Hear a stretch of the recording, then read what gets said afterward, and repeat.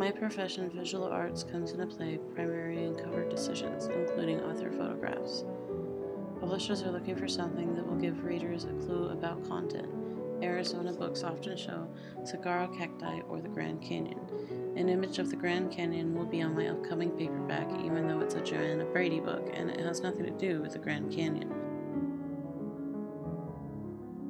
Years ago, my husband followed a television program on PBS that featured a painter named Tony Couch. It was while watching those when we started discussing how contrast is everything. It's the inner workings of light and dark that make all the difference, and that's one of my major criticisms of current movies and television dramas. They're all darker and darker. There's no light.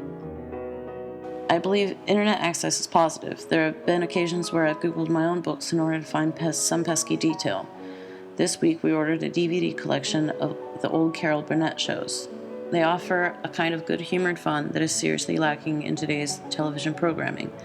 In the past few weeks, we've seen how the instant access can become a two-way street. When Clint Eastwood's presentation with an empty chair at the Republican convention became a movement and went viral, with people creating their own empty chair images and adding a new word to our vocabulary, Eastwooding.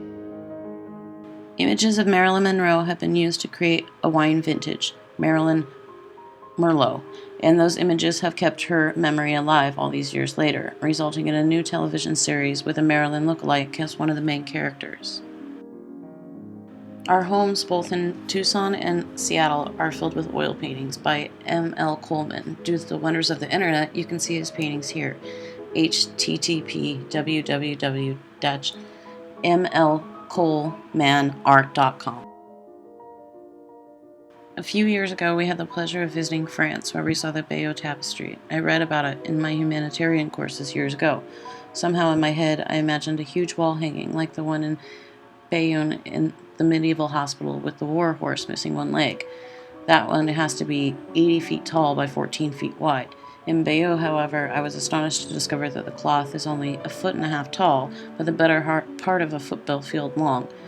The scenes embroidered by the Losing Sides womenfolk tell the story of the Norman conquest. The colors are simple greens, browns, and yellows. It's history on a wall. The women who did the needlework had